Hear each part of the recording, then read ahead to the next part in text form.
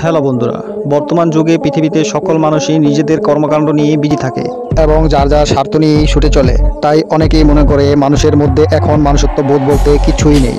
কিন্তু পৃথিবীতে এমনও মানুষ রয়েছে যারা নিজের জীবন বিপন্ন রেখে অন্যকে সাহায্য করে থাকে। অনেক ভয়াবহ প্রাণীকেও সাহায্য করতে দ্বিতীয়বার ভাবে না। যেখানে এইসব প্রাণীকে দেখে মানুষ অনেক দূরে সরে যায়, সেখানে কিছু মানুষ আছে নিজের স্বার্থ হাসিল না করে পরজোর এই প্রাণীকে বাঁচানোর জন্যই ছুটে চলে যায়। এরাই আসল হিরো। আর আজকের এই ভিডিওতে এমনই কিছু রিয়েল হিরো দেখতে চলেছেন। এই যুগে এমন মানুষ আছে যা কিনা নিজের স্বার্থ হাসিল না করে অন্যের বিপদে এগিয়ে আসে, এমন মানুষ আছে। তো চলুন ভিডিওটি শুরু করা যাক।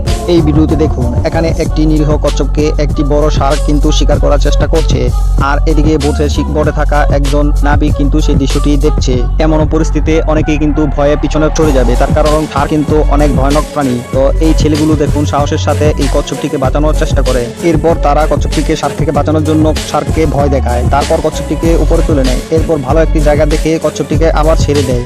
প্রিয় দর্শক, আপনারা এই ভিডিও দেখে কি শিখতে পারলেন? এই ভিডিওতে শিখতে পারলেন শুধুমাত্র সাহায্য করার ইচ্ছা থাকলেই সাহায্য করা যায়। কাজে সবাই এখন থেকে সাহায্য করার ইচ্ছাটা জাগিয়ে তুলুন। এই কুকুরটিকে দেখুন, এই কুকুরটি অনেকটা অসুস্থ হয়ে পড়েছিল এবং মানুষের থেকে দূরে থাকছিল, কারণ মানুষ এর কাছে যেতে পারছিল না, কেননা মানুষ দেখলেই কুকুরটি ভয় পাচ্ছিল। এরপর একদল লোক এই কুকুরটিকে জালের মধ্যে আটকিয়ে তাকে চিকিৎসা দেওয়া হয় এবং ভালো উন্নত মানের চিকিৎসা দেওয়ার কারণে এই কুকুরটি একটা সময় ভালো হয়ে যায়। পুরো একটি মাস এই কুকুরটিকে চিকিৎসাধীন থাকার কারণে কিন্তু সে শেষ পর্যন্ত ভালো হতে সক্ষম হয়। মূলত মানুষের ইচ্ছা শক্তি আসল। মানুষ চাইলে কি না পারে, মানুষ চাইলে সবকিছুই পারে। আসলে অন্যের বিপদে এগিয়ে আসাটা এমন মন মানসিকতাই আসল।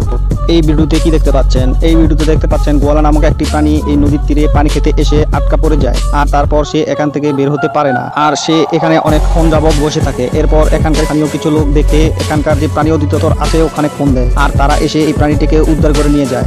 আপনি কখনো না কখনো নিশ্চয়ই চিল দেখেছেন, কিন্তু এখানে দেখতে পাচ্ছেন চিলকে কিছু লোক কিন্তু সাহায্য করছে পানি দিয়ে। মূলত এখানে কিছু লোক বনে গিয়েছিল ঘোরার জন্য, আর তারপরেই তাদের সামনে একটি তৃষ্ণার্ত চিল মাটিতে পড়ে থাকতে দেখা যায়, আর তারপর তারা তৃষ্ণার্ত চিলটিকে পানি দিয়ে সাহায্য করে। সত্যি এমন দৃশ্য চোখে পড়ার মতো। মানুষ কিনা একটি বাজ পাখিকে সাহায্য করছে। আপনারা অনেকেই শীতকে ভয় পান এবং ভয়ে ঠান্ডা পানি দেখলেই কেঁপে ওঠেন, কিন্তু শীতকালে কিছু এলাকায় পশু পাখি বরফের ভেতর আটকা পড়ে যায়, আর তখন সেখান থেকে তারা বের হতে পারে না। কিন্তু এই প্রাণীটিকে দেখুন, পানি খেতে গিয়ে বরফের চাকার ভিতর কিন্তু আটকে গিয়েছিল, আর সেখান থেকে সে বের হতে পারছিল না। আর তখনই কিছু মানুষ দড়ি বেঁধে এই প্রাণীটিকে উপরে তুলে নিয়ে আসে। এটাই মানবিক চিহ্ন, কেননা পশুটি ছিল নিরীহ এবং অসহায়। মানুষের দয়া আছে বলেই এখন পর্যন্ত পশুটিকে একদম সুস্থ অবস্থায় উপরে তুলতে সক্ষম হয়েছে।